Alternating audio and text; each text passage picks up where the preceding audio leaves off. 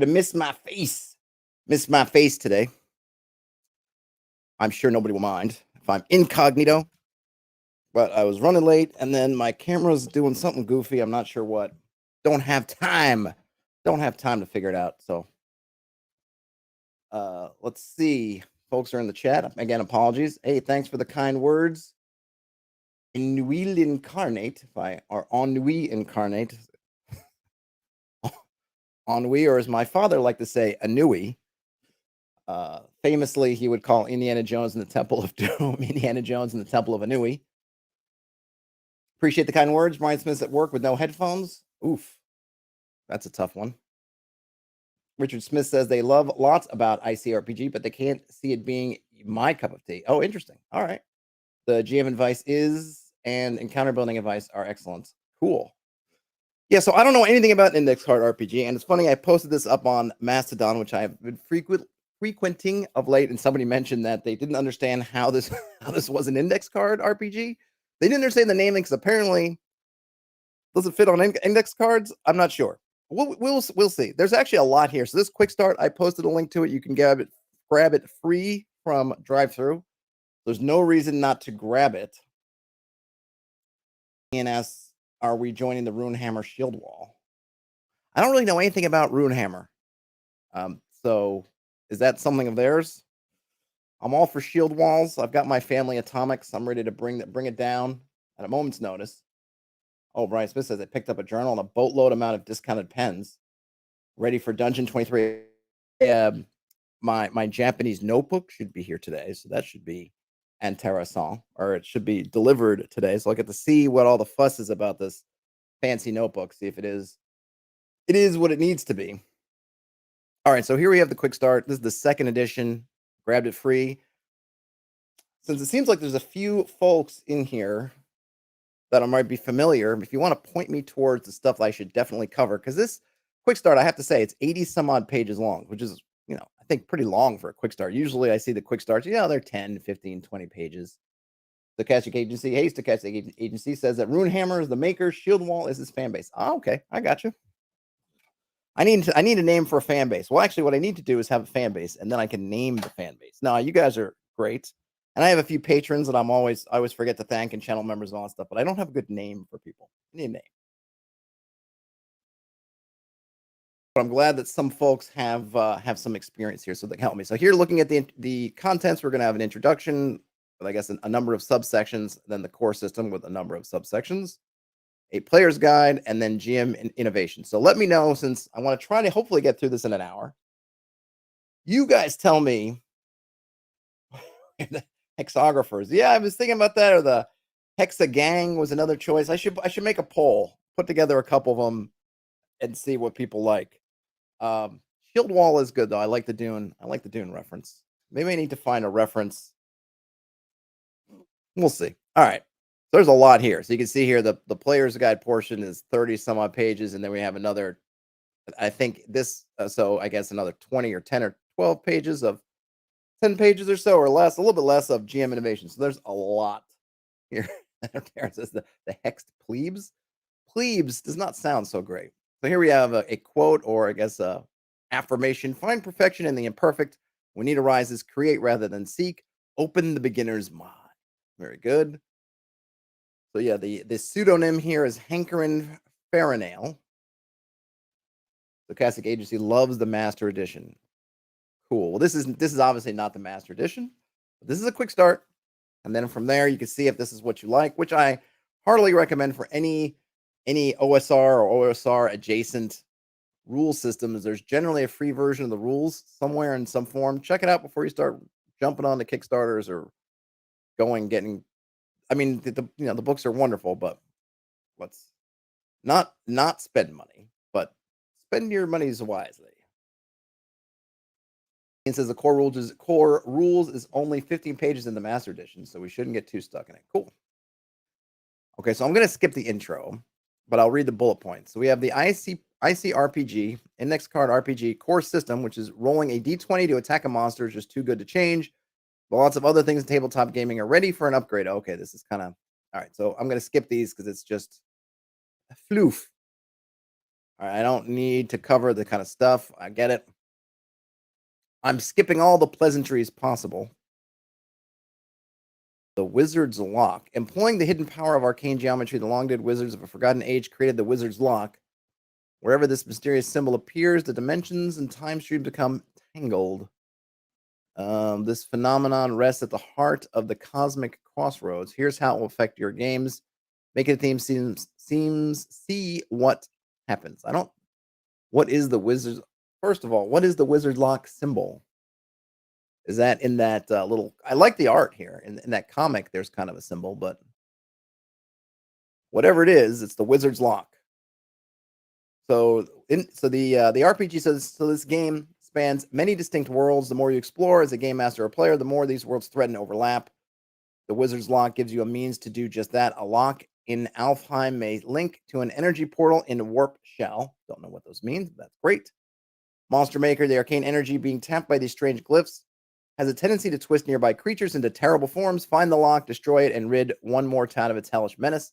Kind of like that. It has a little bit of a video gamey feel when you have those kind of monster, like a monster spawn area that you have to, until you get rid of whatever the spawn is, monsters are going to keep popping out. Coveted by evil, evil forces always seek to conceal and control a wizard's lock for their devious plans. In any story, what seems one source of devilry can later be revealed as a wizard's lock. There's no telling where they'll turn up, and the nasties won't be far. Awesome.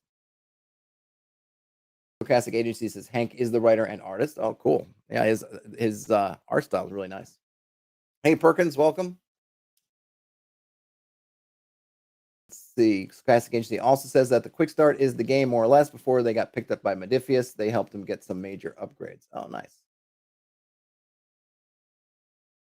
And then Ian, wow, a lot of folks in here know a lot about Index Card RPG. Awesome. Ian says that he has 6 published worlds for Index Card RPG so far. Alfheim, Warp Shell, Ghost Mountain, Vigilante City, Blood and Snow, and Hardsuit. Hardsuit is its own separate publication now, they think. All right. Sounds kind of sci-fi-ish. All right, so here we go. Index cards. Seriously, before we dive into the core system, you might be wondering why in the 9 hells this RPG is named after the humble index card. There's no drama in these little bits of paper, no excitement, no fantasy. I mean, they're index cards for crying out loud. For reasons that will become ever more apparent, you'll see that the index card is a metaphor for an entire way of thinking. Your ideas are delivered in small, digestible bits. You will treasure memorization over book checking. You will divide your game world into tasty little packages. Most of all, you'll be able to create, organize, and execute on the fly as the wacky action of a good RPG session unfolds. Here's why they earn the title spot. All right. So someone, like I said, someone in Mastodon was saying, goodness, why do they call it index card RPG? It has nothing to do with, I guess, fitting on an index card. So in this sense, index card is more metaphorical than literal, is what I'm guessing they mean. And then just the bullet points here: humble origins, creative kick, monsters, terrain and distance, loot, and everything else. And basically, you can write all this stuff down, presumably on index cards, though they're not presenting them on index cards or an index card style. The mystery arises. Go with your gut. Nothing is more powerful than the intuitive. In battle, confusion is death. Consider me a mod. Many RPG books and products. Okay, this is more core. Oh, I see. Well, I'll read this intro. We're in the core system now, which is good. Many RPG books and products include an implicit premise. Follow what is written in this book, and you will be playing properly. It is implied that if a rock giant is listed as having +4 strength, then that is official fact. Canon truth. Not here. Here, how to use the index card RPG rules. Short answer, don't. That's an interesting thing to say. Index card RPG is a way of thinking. Your players invest in another system, no problem. The mindset is what will supercharge your GM style, not some specific rule or system written on a dead tree. Take what is useful for you and toss the rest. This PDF represents countless hours of gameplay and GM feedback, all condensed into a free resource to bring more ICRPG players to the table. It's just an intro, just the latest mod in a hobby of mods. To fully enjoy Index Card RPG, you'll still want the core books, but the basics are right here. Here's a list of the latest tweaks included. So we have effort dice, defenses, stat supply, chosen targets, and decades. Let's see. Oh, a bunch of stuff in here. Okay, so this is basically Perkins is saying that this game kind of provides a venue for the writer and artist Hank and their style. And then Stochastic Agency says they used tons of index cards when running the game. They're also print and play supplements on drive-through. They print as 3x5 or potentially poker cards. It seems like they have They are poker size. Okay, so you can get some poker card stuff to go with this. So it seems like there is a whole rabbit hole of index card RPG stuff you can get into. So what are effort dice? Guns finally have their own dice category. Okay, magic has been upgraded. Wizards rejoice. Defenses, high armor characters always seem a bit left out with their key stat. No more. All right, stats apply. The amount of points available for players building characters. Okay, we don't. Some of these, I guess I'm going to skip them because we don't have anything to compare it to. So it doesn't matter for us since we're new, or at least I am new. Adventures in turns. We're ready to begin. Your GM gathers you at the table, introducing the basic premise of the game ahead. Okay. I'm just trying to get to the. So basically, everything's taking place in turns. All tabletop role playing games find common roots at this moment. When it's your turn, you don't simply choose a button to push. The scene as it stands becomes yours to change, yours to explore, yours to embellish. It could be as simple as asking how many fishermen are attacking us, or as complex as I will draw my saber, grab hold of a mast rope, and kick loose the reel crank, sending me flying into the fishmen, steel blazing. I'm all down for attacking fishmen. Brian Smith. Uh, yes, very. Yes, there are definitely a lot of index card RPG fans, which is cool. I'm happy. I'm happy to get smartened up as I go. Okay, so basically, I guess the key points here always turns. Turns give a session structure and an energetic pace, but if it feels weird to play in turns, maybe during role play, just go freeform. I actually like turns. I don't. I think sometimes it's fine if the players are in a nice groove, like talking back and forth, not to interrupt it with your turn. But turns are another way you can bring in those players who may be sitting in the back and don't really want to, but the two players who have the most whatever they're the most vocal, they're the quickest to act, end up monopolizing. You could say, okay, your turn, and you could point to somebody else. Or if you need to interject something, is all right, it's their turn. So I do like having the turn structure available, even if sometimes it'll kind of go, in the background a bit. Who goes first? When a new action scene begins, everyone at the table rolls a d20. The highest roll goes first, then clockwise. Pray the GM doesn't win. That's a good one. I had done something similar for social situations. I probably mentioned this a ton ago. I haven't used it in the game I'm running now, but I'd used it in the game before, where I would basically roll initiative. It's really just initiative, but just using initiative outside of combat. And this way, no one could count on who gets to talk first. And while some folks might have found that annoying because it's like, wait a minute, I'm the bard with the +4 charisma. Why aren't I always talking first? Well, sometimes you just don't. Sometimes you're looking away.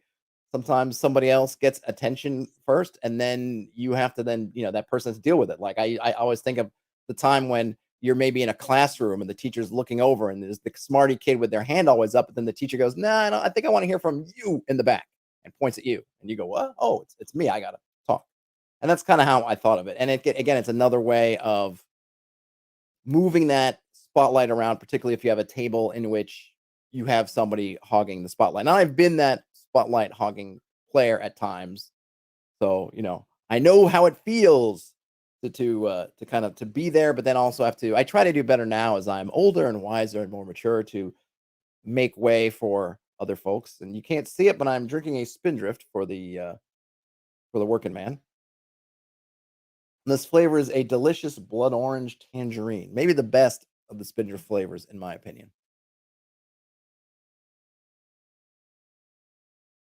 Let's see. So, folks saying, so Stochastic Agent says that Hank does some live streams at times, and Perkins says he seems to come and go from streaming. I think he needs inspiration to motivate. It's hard. I mean, you guys kind of keep me on my toes, and I'll be honest. At times, I struggle with like, what the heck am I going to talk about today? Even though I have stuff I should, it just for some reason or another, I'm like, I don't really feel like it today or whatever. It's definitely difficult. It is difficult to just consistently roll out the streams. I'd love to be at a point where I could just be all day and just have like Twitch or something on, and just I probably wouldn't do it on YouTube, but just Twitch like an open office, and I could just work on stuff and talk to folks as I go, but I'm not there yet. Okay, so when the dice start a rolling, don't come on. No, that's when the dice. Wait, when the what is it? When the room is a rocking, don't come. So when the room is a rolling, no, I don't know. Whatever. The dice start rolling. Okay, describe it. Roll your describe what it is you're doing. Roll the dice, get results. Great. There are three kinds of turns: action only, move near an action, or move far. All right. Perfect. I guess that they're we're even though the examples here seem kind of combat oriented, given that these are showing action as them swinging a sword, presumably this would work for any sort of thing. So in your turn in any given circumstance, you can either do something, move and do something, or move a lot. We got some examples. Now onto the core system in terms of the dice, the target. And let's see. So okay. Checks and attempts in the game, all rolls in a scene are rolled against a single all-powerful number, the target, whether it's to hit an enemy, the difficulty of scouting in heavy fog, or the cryptic symbols of a dead language. In one scene, there's only one target, and all rolls must meet or beat that target number to succeed. That's interesting. The symbol means this scene has a 12 target. Okay, so that's interesting. I'm intrigued by this. The target is usually somewhere between 10 and 18. GMs can find out more about setting and modifying targets later on. No matter what role you're trying, you'll need a few pieces of info. Usually you'll know the answers right away based on what you're trying to do, but your GM is always there to help. All right, so I guess is this a check or an attempt? Sometimes it isn't clear if what you're trying will be instant or take repeated work. Either way, you'll need the next two answers before you roll. So I guess a check is a one-time thing, and an attempt is one of a repeated things. Second is, what stat am I using to help my roll? Characters have a set of stats to describe their capability in different areas. Depending on what's being tried, you'll almost always get to add the value of one stat to your d20, and then what's the target, which we've just determined will be set by the scene or in the scene for the scene. And then once we have that, we just roll. And that covers about 90% of the rolls in the game, which is cool.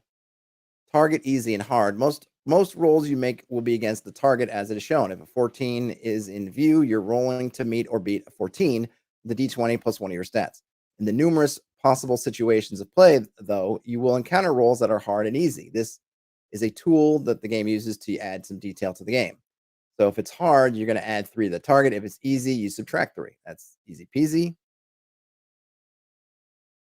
And then roll for effort. One of the core innovations is the concept of effort. Effort simplifies and consolidates all kinds of variables in the outcome of your successful attempt rolls. Not only does it classify types of outcomes into easy, clear dice categories, it lends new detail to tasks that aren't just doing damage. Once you've made a successful attempt, it's time to roll for effort. All right, so there's basic effort is a d4. If you're only using your bare hands or your wits, you're going to roll a d4 after your attempt to do damage with a punch, bend bars with raw muscle, or take time to decipher a block of coded writing. Weapons and tools use a d6. Guns use a d8. Magic and energy use a d10. And the ultimate uses a d12. I'd like to see an example.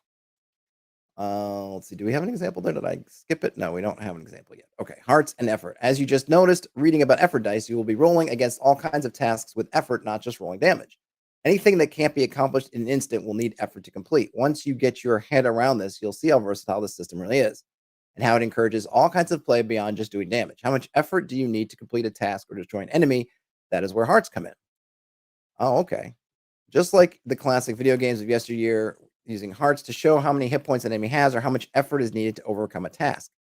1 heart is equal to 10 points of effort or damage needed. It's an arbitrary symbol to make the numbers distinct and easy to look at. Using a sword, attacking a monster with 2 hearts, do 20 points of damage with d6 weapon die to be victorious. Using a magical translation spell to decode 1 heart of ancient runes, you'll need to roll a total of 10 with your d10 magic die. It could be done in 1 turn. The GM will have all kinds of detail to offer with how many hearts a task or enemy has to overcome. Your job is to make those attempts and roll as much effort as you can. For more about building your character to boost effort rolls, see the player's guide. All right, cool. So basically, we're just instead of keeping track of individual hit points and such, they're just doing it in units of 10. I suppose you could have the half hearts, which would be give you a nice little unit of 5. So far, I'm down with it. Movement and distance. Close, you don't need to move. Near, move plus action. Far, move only. I got that. I don't think we can do that. Beyond far, you're out of range. Great. Time can be simple as well. So you have a turn. Turn is 10 to 20 seconds. Around, it's like about a minute. And then we have free form. Guys, I think I'm dead. As characters struggle to stop evil forces, explore lost ruins, or battle back tides of alien invaders, Death is never far away. In fact, if death is not a constant fear, the game has no real guts to it, no realism in its own context. To make this aspect of the game work well, a decisive, sudden set of rules around death are needed. And then we have a few twists. So when you reach 0 hit points, as you take damage in the bone crunching worlds of ICRPG, you'll eventually find yourself at 0. At that point, your character drops unconscious. All spells or effects you were creating vanish, and you're bleeding out fast. The clock is ticking for your life, on your life. On your next turn, you're going to roll a d4, and you want to roll high because that is how many rounds without help or a miracle your character will die with a capital D. It's a miracle. On each of your turns while you're dying, you get a very narrow chance to miraculously regain consciousness. Roll a d20. If it's a natural 20, some miracle of anatomy has brought you back awake with 1 hit point. It's a miracle. And then, nope, he's dead for real. If all your dying rounds pass, no one helps you, and you can't roll a miracle, you're dead. No more rolls, no backdoor tricks, you're toast. And then if you're blown to bits, if you take so much damage in one cataclysmic instant to reduce your character to -20, you're blown to bits. All right, you're done. And then for recovery, at any time during play, sacrifice your turn to pause, regain your breath, bind a few cuts, and recover your gusto. To do so, you roll a d20 plus your con and meet or beat the current target. If you can do so, regain your con stat +1 in 8 hit points instantly. Now get back to the fight. Don't die on me, man. You are unconscious and bleeding out, counting down precious dying rounds. You need help. If an ally can reach you and make a successful roll with an int or whiz stats on the current target, your dying timer stops in its tracks. You're stable but unconscious and owe that ally your life. So I like this. And see here, I do like the fact that someone, we were saying, joking a little bit about the index card bit, but I do like that you can take the kind of major themes here of the system or the major bits, and you can kind of write them in index card form, or they put them in here. So you could have these rules. You essentially could rewrite these once you kind of know the ins and outs on index cards if you want to. I mean, you could do that with any rules, but to do, say, 5th edition and index cards would take a whole ton of index cards. This I feel like you could write pretty easily. Don't die on me, man. Yes, stabilize. That's great. Healing and first aid. All right. Let's see. The legendary hero coin. You have all the roots of the game system now. You're ready to start bending rules. That's what they're made for anyway. As you go deeper into things, you'll get all kinds of abilities and loot that will make things get crazy. Before those days come, though, it's time to learn the final feature, the hero coin. We haven't talked about it much yet, but a great session of tabletop play owes itself to its exciting, sincere, inventive roleplay by players. Okay, so what is it? When the GM sees this kind of excitement, the hero coin, okay, so it's basically like their inspiration. Using your hero coin. You only have 1 hero coin at a time, right? Yep, inspiration basically. Turn your hero coin in to re-roll any die roll. Turn it in to add d12 to any die roll. You can give your hero coin to another player at any time during play. That's probably the last one's a nice wrinkle, that you could share your hero coins for the good of all. Perkins says having streamlined mechanics and the quicken the dead risks makes the game really fun to run and play. Oh, it sounds like it. Okay, so what is this? So we have this trial scenario to get warmed up and rolling dice. I'm not going to go through the scenario. I think I understand it. I mean, it's not. It is as set up. It's very very easy to set up, and the kind of the scene target is interesting. There are probably some things I like about it and some things I don't like about it. I suppose you could always, I'm thinking of something like if you wanted to have something of a much different difficulty in a room. So let's say I've set a room to 10. That would mean that by the rules, and of course I could change the rules, but by the rules, you would say, okay, well, if I wanted something hard in the room, it's still only a 13.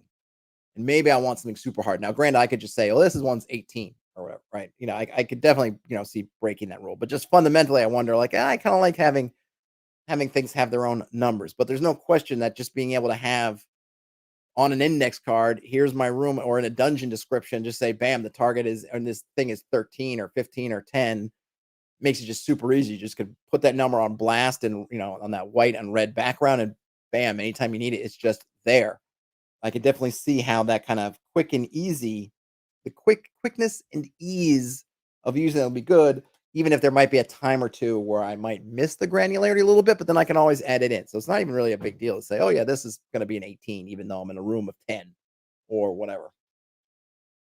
Hey, J. Scott Garibay is in the house. Hey, Scott, or J Scott. I'm not sure. What you have to tell me one time, Mr. Garibay. This is bar none their favorite system beyond D&D. They own literally every book Runehammer has ever made. Wow, that's a nice It's a nice collection. Perkins says they've started a game out of the blue for friends, and it worked really well to get everyone engaged quickly. Yeah, I think that's definitely seems like it would be a strength. You can really get through this fast. Okay, into the player's guide. And given that I'm looking at this from the GM's angle, I'm not necessarily super. I want to say not intrigued because I am intrigued, but I'm probably gonna breeze through this. So you let me know, Jay Scott, Perkins, anybody, Ian, if there's something in here that's like, no, we need to definitely know this about the hero, the character, the player's part. Otherwise, I might kind of scroll through. We have we get the standard attributes. Yes, look at agency pointing out that yes, I can break the target roll anytime I want. Yeah, I figured as much. There's also a poker deck for on-the-fly creativity and inspiration. Cool. All right, I'm gonna scroll by here. We have the different worlds. Choose your life form, choose your type, write a one-line story. That's nice. One line, folks, one-line story. Keep it there. Core stats. One of the things that was interesting, and this has nothing to do with this in particular, but I'll probably respond to it separately. But someone made the comment, in fifth edition, you write out your backstory. In OSR, you play up your backstory, and that's true in practice. But fifth edition doesn't demand that you write out 5 pages of backstory. I mean, you can roll up a fifth edition character with a one-line backstory. It's just that the culture doesn't. This is not how most people like to play, right? But I appreciate when the rules try to help specify to keep you focused. At least the way I like it. It's like just write a line. No, I'm not even going to give you the option. Don't rules say write a line, so please write a line. Oh, Hank. Okay, so they eliminate. Okay, so in this case, we're not doing the 3 to 18. We're just working with the modifiers. Gotcha. All right. So we got that. Hearts and hit points. All characters start with 1 heart or 10 hit points. Circle additional hearts as your character grows. You can acquire hearts several ways as you play. Great. Okay, defense. Once you have your con stat, add all defense gained from loot. You have like armor, that's your total defense. A helmet may be +2 defense, and you have +2 con. This makes you defense +4. When the GM unleashes effects or monster abilities, she'll call roll defense. Roll d20 plus your defense and meet or beat the current target to resist the danger. Oh, there's extra space there. When the enemies roll attempts against you, they don't roll on the target. They roll to meet or beat 10 plus your defense. I see. Okay. Hero coin, we got that. Dying, we got that. Then you can see, you get your kind of mastery. The highest form progression for characters is called mastery. Each time you roll a natural 20 on d20, mark 1 point of mastery on your sheet. When you have 20 mastery points, you've made it. You have now mastered an element of your character. Here's the best part. Once you've reached mastery, clear out all your mastery points and choose any mastery ability for your type. If that ability calls for a specific starter loot, gain it instantly. Yes, mastery is huge. Process can be done 3 times per character. How long will it take you to roll 60 natural 20s? You're bound to find out. Do natural 20s give something else, or is that the only thing? Because I think I like this, assuming that you're not getting something else on top of it. I'm not a huge fan of the, hey, you rolled great and you get like a critical hit and then you get another bonus on top of it. In that case, I would rather give somebody like on a critical miss, they do this. If this is the only benefit to rolling a natural 20, then I'm down. Okay, what else we have? Abilities, powers, augments, loot. Choose 1 starting loot from your type. Choose any 4 basic loot from your world. Cool. I definitely this definitely gives me I don't know if is like a riffs or GURPS vibe in that you could play across any kind of genre, which is cool, or mix and match.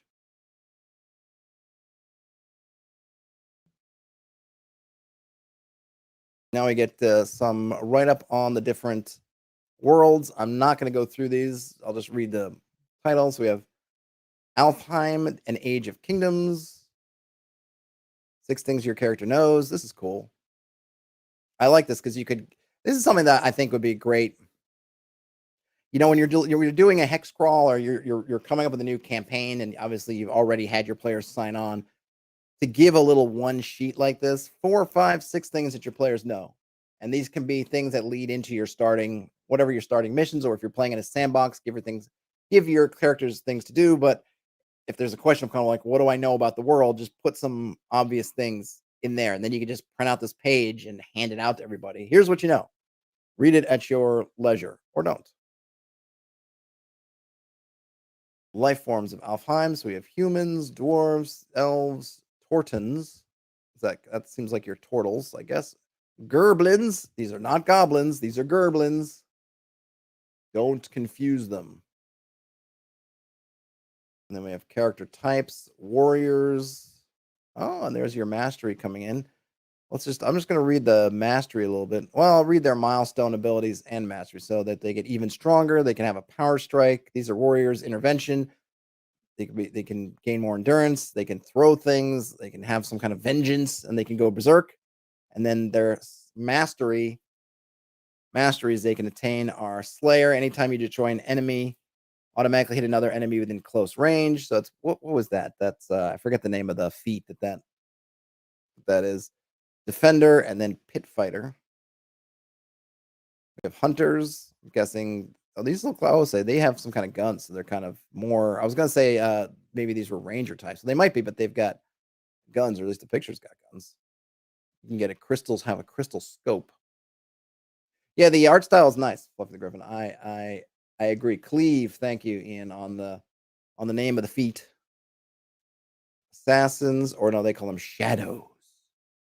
Bards, mages, priests, and then some basic loot. Yeah, all the drawings are nice. It's a really nice little package. More basic loot, and then we get spells, intelligence spells, and wisdom spells. Then we get into warp shell, infinite space. We're definitely in a sci-fi planet hopping ship captaining realm. We get the 6 things pillars. No, we got a whole bunch of different life forms. Genos, once called humans. Oh, it was like the finest. I laugh only because back in the day when I was in school, I went to school in Pennsylvania, but right near New Jersey, and people would refer to Italian Americans, like the kids or something, as just like kind of slick back hair. You're kind of like what you're like a stereotype of like a mobster from like The Sopranos. They would call them Genos, but not Geno, Gino. I hadn't heard that term in forever, and I just popped into my brain. A shill or zill. What are these? Silicate life forms. Cool. Reptoids. Gotta have some reptoids. Kits. What are they supposed to be? They're kind of like they look like what, prairie dogs, or yeah, I guess like prairie dogs with technology. Mechas. There's your robots. Ghost armors. Ooh, I like that. And now we get some classes or types: pilots, gunners, mechanics, navigators, scientists, echoes, the quantum results of time distortion. And then we get some basic loots. All right, now we're on to GM innovations. Oh, Terrence says maybe otters. Oh, Ian says otters too. Okay, otters make sense.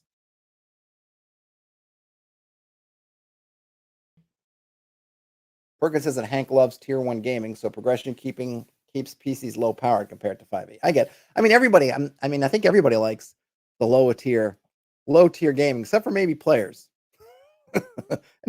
Who can blame them? Who can blame them? Who doesn't like to get super powered? I mean, we all do.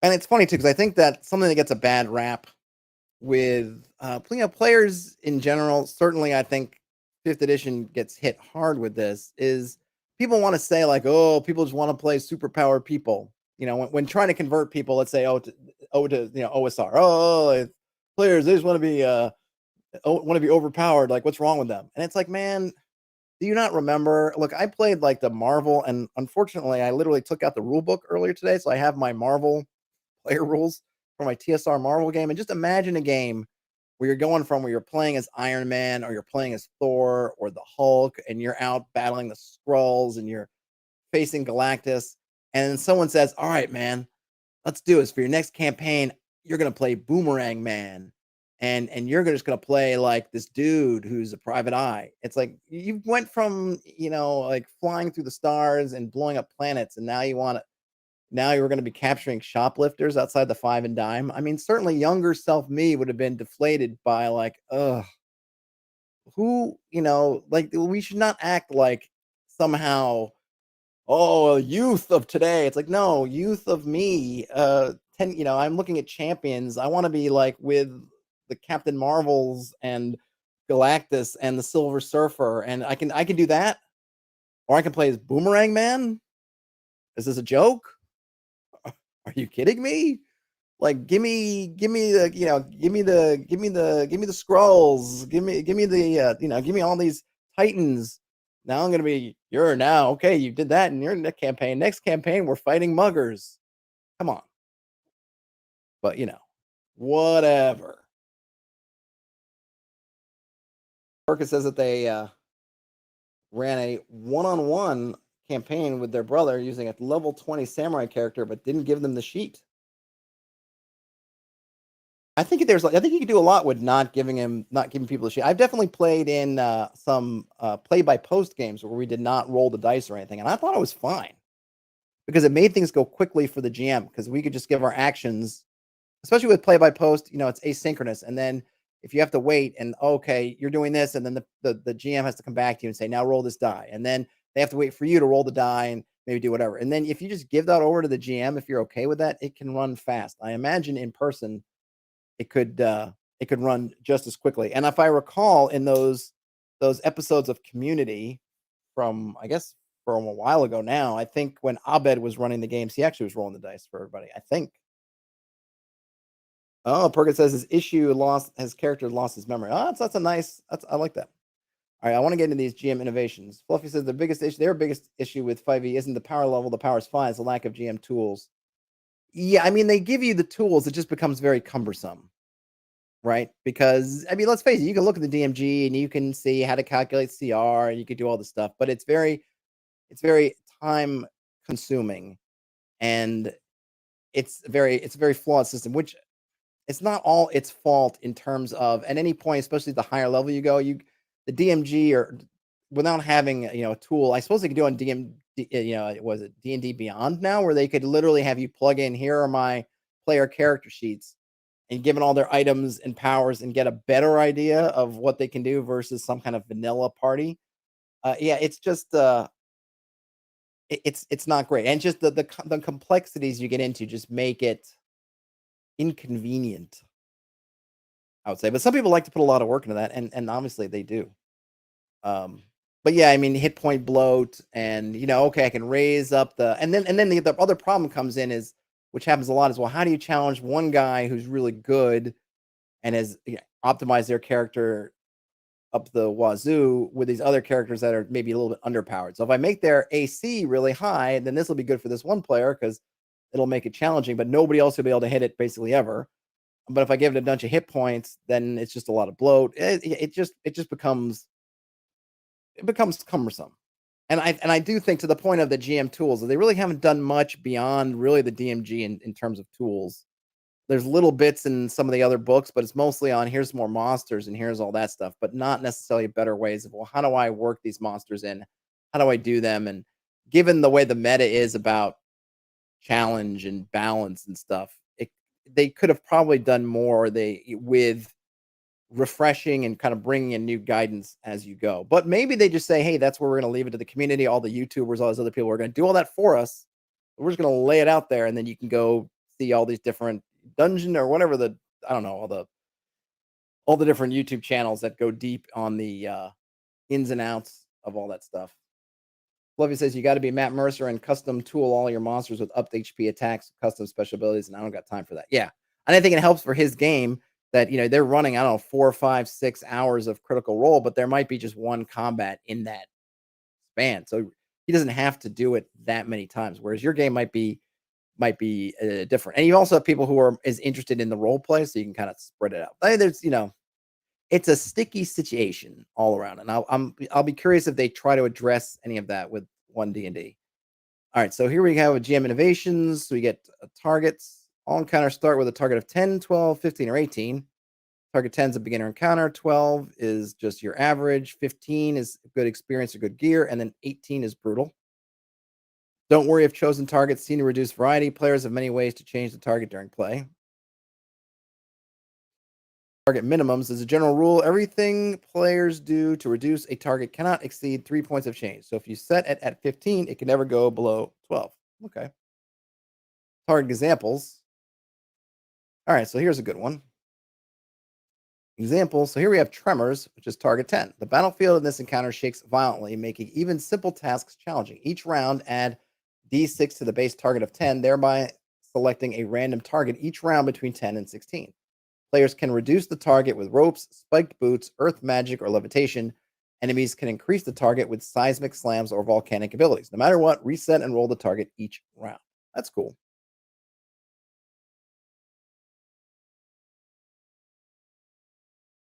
Magmarog, target 12.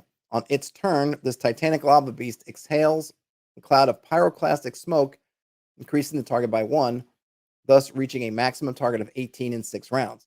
Players can slow this process by interrupting the exhalation or clearing the smoke with wind. Breathing apparati or vac suits could also mitigate the smoke, reducing it by 1. Psychic disruption, target 15. An uncontrollable psionic attacker emits waves of mental vibration that cripple players. Base target 15, and all actions are hard unless a charisma roll is made. The effect can only be ended by subduing or killing the psionic source. And then we have Swarm as target, that's target 18. A swarm of biting, pestering insects assails heroes while they do battle. This target can be reduced by directly damaging the swarm, reducing its number. For each successful attack against the swarm, reduce the target by 1 with a distant minimum target of 10.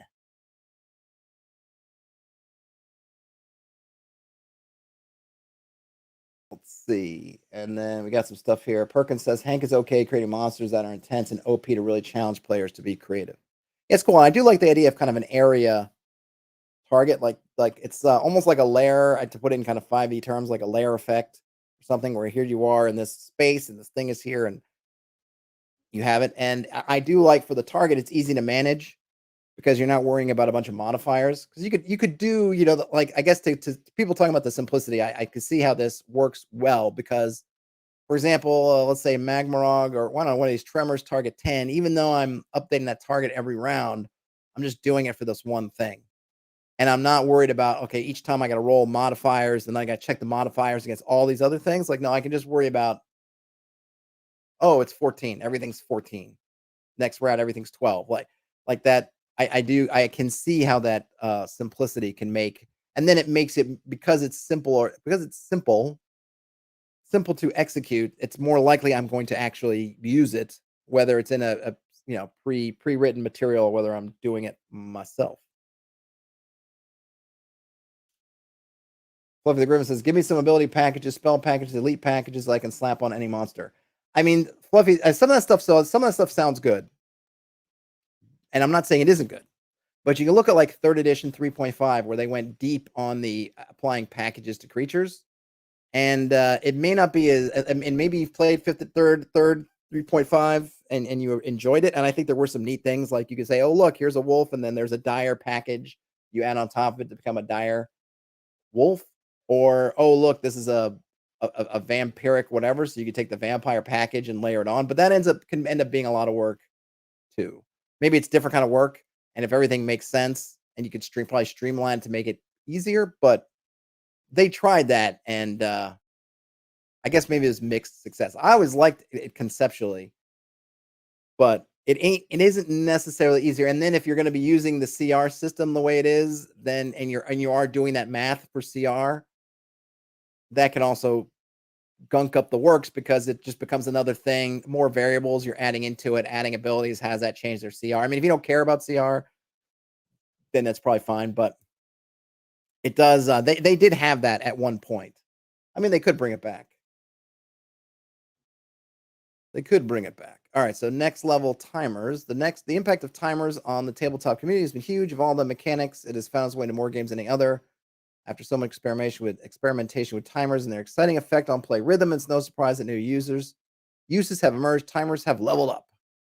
I think people were using timers. No offense to this guy, but I'm gonna just say that people have used timers and it wasn't all from this game. But I'm gonna Why not? Perkins says that MCDM has a Kickstarter for new monsters with lots of encounter. How are the MCDM books? I only have that first one, and I'm just gonna embarrass myself to say it's on my reading list of shame. I have not yet cracked it open. I thought about kickstarting the second one, and then I didn't because I hadn't read the first one yet. Um, how are those books? People love them, dislike them. All right, so it's just timers, timer damage. The room's on fire. The portal is forming. Crusher mech is powering up. Calling for defense rolls. Defense is okay. So one of the newest arrivals here is defense roll. This stat won't have much excitement without the GM who embraces it. The purpose of this new accent is to give high armored characters a reward for their precious character creation points. All too often, GMs use a dex roll when some devastating effect sweeps across the battlefield. Roll dex to avoid the wall of fire. With defense, dex isn't the key stat for avoiding large area effects. Dwarves rejoice. Defense is especially handy when an effect cannot be evaded. Who can just simply take it and still stand? Here are some examples of using defense in play. And you have shrapnel, attacks that auto hit, falling, all or nothing, something's immovable, or having a shared defense. Let's see, Ian talking about MCDM. Perkins says they're very well produced books with lots of good content. Ian says that the MCDM books tend to be very evocative. The first two, at least, definitely imply a certain style of higher level political play. Yeah, I think that's something that Colville has certainly been very open in talking about his kind of style of play. And then Perkins says they would love it if they had a weekly game, but it's too much for their sporadic games. I hear you. I mean, if I was Perkins, if I was playing a sporadic game, I wouldn't play with 5e or Pathfinder or anything. I would definitely find, if I could, this game, some other OSR game. Hey, Ross, welcome to the stream. And then Fluffy agrees with me about the bloat in 3.5. That's why they like simple games, which this would definitely be a good example of one. Everyone, including the DM, on the same playing field with a few options, not overwhelming. Yeah. I mean, I definitely like, don't get me wrong, I really like the idea of templating. It's just that it's in a complex system, adding the templates on top of it just makes a lot of the math, if you care about such, um, more complicated. And it adds more work. You know, and it's not necessarily quick and easy to do, though again, with digital tools, if you had the stuff in like a D&D Beyond or a Roll20 or something, you could automate a lot of it. Maybe they do already, I don't know. But maybe those are some things that should be revisited with some of the digital tools. So we have damaging defenses. The skill GM giveth and taketh away. Consider eroding player equipment, thereby decreasing their defense stats in cases like these. And you could have your thunder attacks, corrosion, massive damage, and overclocker, or the yanking. I don't know if I like the yanking part. And that's all that's out there. And then we get awesome. Wow, maybe I motored through too fast. Hopefully my pace and voice weren't just going by too fast, but we made it to the end of the book with minutes, well, like 10 minutes to spare. No, nothing wrong with that. Yeah, I mean, look, there's a lot here I like. I haven't played it, obviously. This is just a quick start. I don't know what's in some of the more, what were some people calling it? What's the name of the guide? I don't know, there's whatever the big beefy, I guess, version of this. Everything looks good. I mean, it's interesting because, as usual, I see bits and pieces of here that either I've done myself or that I've seen in other games, but it's put together in a nice way. I like the idea of having, though I hate to use the term scene because in like a D&D type game, I don't like thinking of things as terms of a movie. Like, I think that's another problem. I don't know if I said problem, maybe not the right word, but I dislike using, especially the kind of game that, let's say, that I like, which is kind of sandbox, kind of open games, talking in terms of story and using things like scene. These are story elements. And I think that puts us in the wrong frame of mind. So I might say situation instead of scene, something like that. Like, I get it. I get kind of what you're trying to say, but at the same time, I think putting it in scene is kind of like, oh, we're playing in a movie or something. And I don't want that vibe. Like, no, I'm not playing in a movie kind of thing. But I think that's a real idea. I like the simplicity of just saying, okay, yeah, here it's got this much. I think the idea of just having um, a shorthand for kind of hit points is good. It's not. I wonder, and maybe someone can fill me in. What if you just do? So if you're fighting a monster with 2 hearts and then you do 8 points of damage, are you tracking that number, or because it didn't take out a heart, it's you didn't do it? Like is that supposed to work? Like I'm supposed to track the hearts and the individual numbers beneath the hearts? How does that work? Or is it you have to do at least 10 points in the round or you don't do anything? I'm just kind of curious about that. Sounds like an issue of semantics, Ian says. I mean, I don't think it's just semantics, no, because I do feel, I mean, me personally, I feel like scene has connotations that other words don't have. I think if you're thinking in terms of scenes, I think it's different than in other terms. So I would say for myself, it's more than semantics. You might see it as semantics, which is cool. But no, I wouldn't say it's just like tomato and tomato. I think they engender different feels. But that's just a personal thing of mine. Otherwise, 10 points in the scene or nothing happens. Okay. What I mean, Jay Scott, is that let's say I'm in a round, I'm fighting a monster with 2 hearts. Round one, I do 8 points of damage. Round two, I do 12 points of damage. Did I kill? In other words, I did 20 points of damage over 2 rounds, but at the end of round one, when I'd only done 8 points of damage, am I marking it that you got almost all the heart, and then you just the next 2 points take care of that heart, or at the end of round one, they still have a full heart because I didn't do the full 10 points of damage? Okay, we did kill it. Okay, Perkins says hearts are really just shorthand. I see, I get it. Okay, and then Jordan likes scenarios better than scenes. Yeah, me too. But then again, that's what I came up with just now. I mean, not that I'm the only one to use scenarios. So this is Quick Start Second Edition. As I said, it is available on drive-through. I'm trying to think. I really dig it. I mean, I could definitely see that if you're looking for something, I will definitely put this on my list, I guess, of things that I would suggest to people if they want to get in fast. I think I would definitely say go. Now, the one thing, and it's not a knock on this at all, at all. I don't know if I would give this to someone as their first GMing rule set because I don't know, at least I guess maybe not by itself. Maybe I'd need to see what a scenario, give them a scenario too, because I think there isn't a ton of guidance. I feel like this reads really well to someone who is versed in role playing games because you can compare it to other games and you can see the simplicity. You can see how they're taking all this complexity in something like ye old version of D&D and distilling it down. But I don't know if I was just totally new when I read this, if I would kind of still be a little bit clueless because they're throwing a lot of stuff at you. And it's like, and for me, I can look and say, oh, this is great because I can get that. Oh, this is just like this thing, but it's kind of simplified down. I get it, whatever. But then if I'm coming from the other side, if I'm coming from zero, not as a player, but I mean as a GM, if I'm coming as a player from zero, it's fine because I always feel like as a player, the kind of perfect game to me is where I'm a player and the GM's like, don't worry about the rules. Don't even worry about your sheet. I'll let you know what you need to know and you just play. You're a warrior. Do things warriors do or do things you think bards do, and I'll take it from there.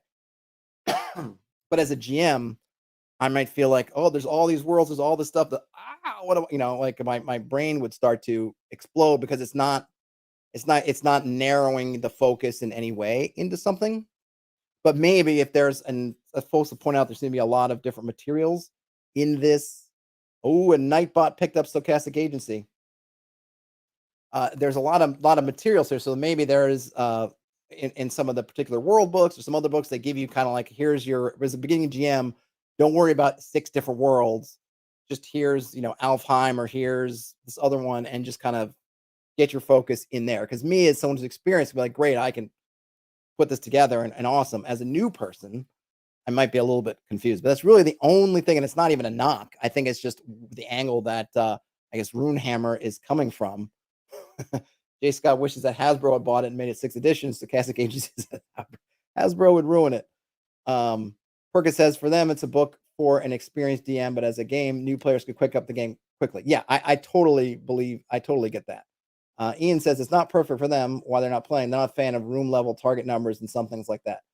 Yeah, I think it's interesting, Ian. I at first I was like, I'm not sure if I like that either, but I think obviously, and look, that like all the rules they say, do with this kind of what you will. I like having that option of just saying, hey, you know what? In this area, whatever this. I could just think about it already in a dungeon where I could have a dungeon area. Of my dungeon here are the here's the necropolis of Set, right? And I can just have a target number for this whole area, and then I can override that target number when I need to. It's like, hey, necropolis of Set. If you don't see anything else, target number is 12. If you don't know, it's 12. And then I could make a note for a particular sarcophagus or a trap or a door or a monster or an effect and say for this one it's 18 or 16 or 10 or whatever. And I can have that. Like being able to set, I like having these systems that are just that allow you to sort of almost nest your information. I can look at one and say, yeah, if you know what, if you don't get anything else, here's the target number you use. And then you can always override that with specific target numbers if you need it. And that way, if you forget, you're not having to scramble the moment. You can just look on your page and say, oh, yeah, we're in the necropolis of Set. So target number is 14. Like if I'm running something and I'm like, okay, you're in the room and the player says, oh, well, I do this or that against this. I don't know. I have a bookcase or something. And I'm like, I didn't write down what the bookcase is. And I could think about and spend a minute coming up with what I think the target for that bookcase is, or I could say, oh yeah, we're in the necropolis of Set. So it's target number is 14. Kind of, done and done. So I think that's really, really handy.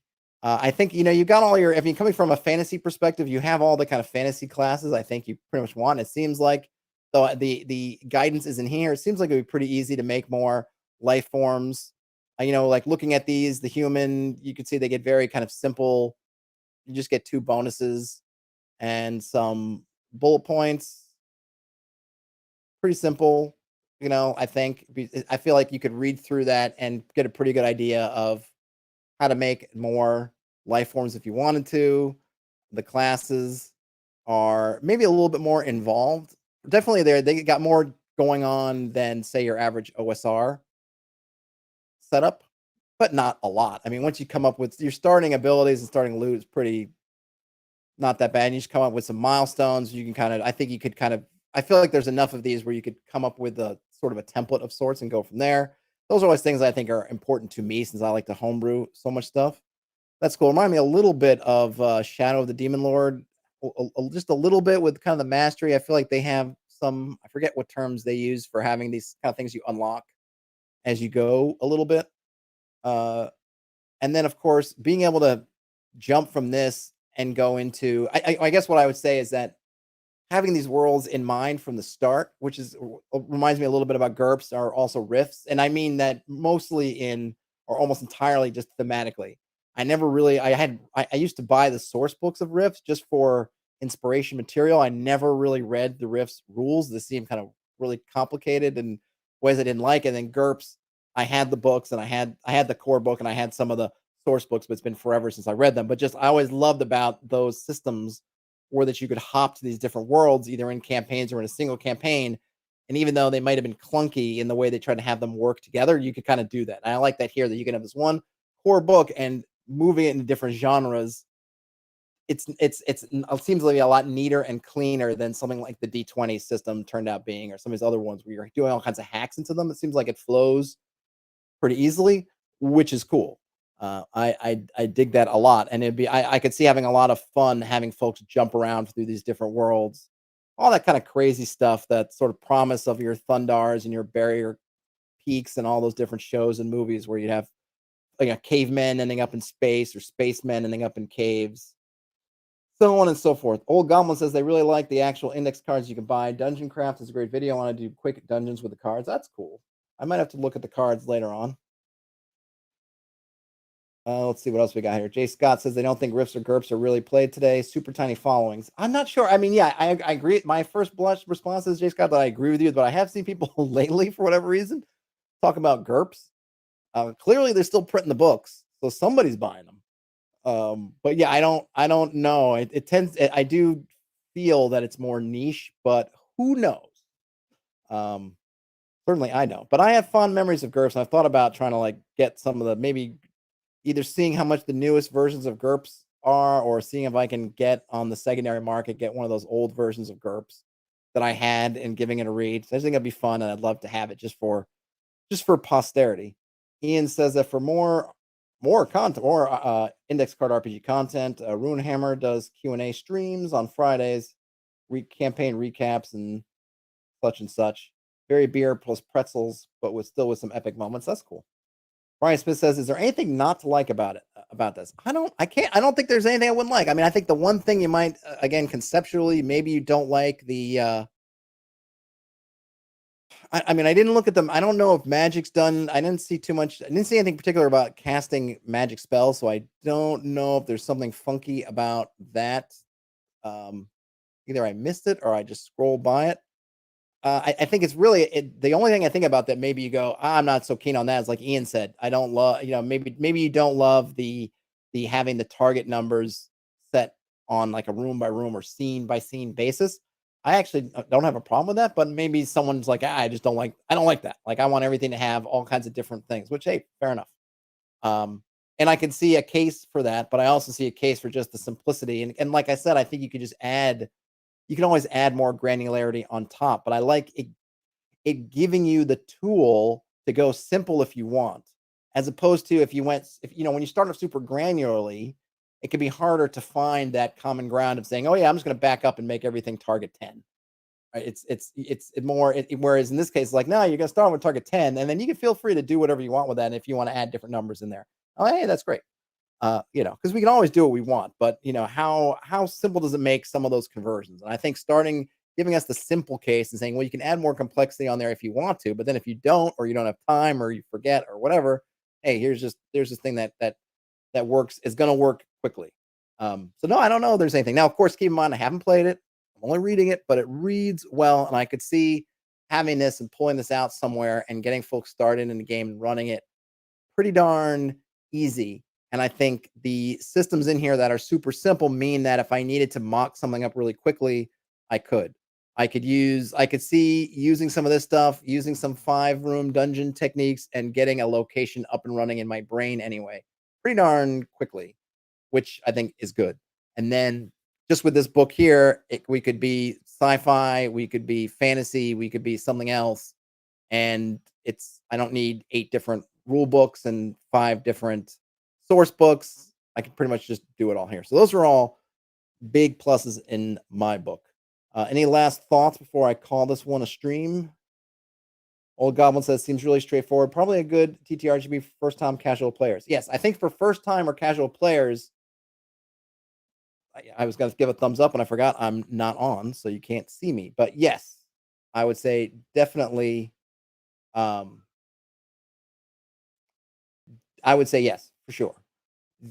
What I might say is if you're a new I know what I did wrong with my camera. Anyway, figure it out later. If you're a new players with an experienced GM, for sure. If you are a new GM, I would say not unless there are other books that fill in some gaps. I just think it'll be tough.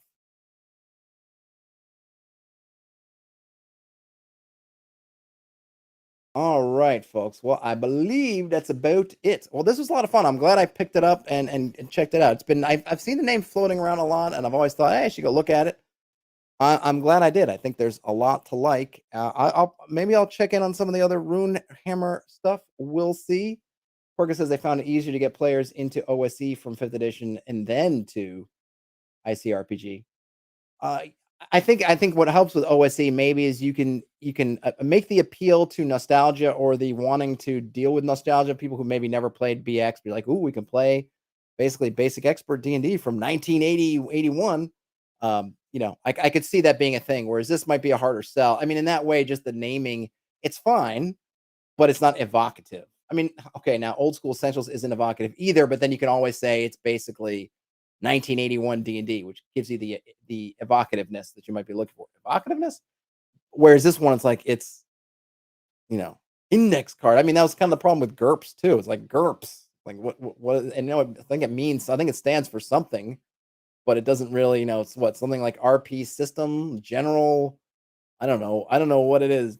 Whatever, but it's like it doesn't have a thing to it. So I can see why it might be easier to just get people into that and then go from there into this. I could see that. Jay Scott says you can spin up almost any setting super fast with this. I agree, Jay Scott. You should consider this when you're doing your next 1 hour D&D to even move things faster. Though you've gotten your D&D down to such a brisk pace, I'm not sure what you could do to make it any faster. But yeah, this is good. Good indeed. Well, thanks everybody for hanging out. If you want to give a thumbs up on your way out, that would be awesome. Otherwise, I'll have my camera issue fixed for tomorrow since I can see what dumbness I had done to make it not work now. But other than that, game on, everybody, and I'll talk to you later. Bye now.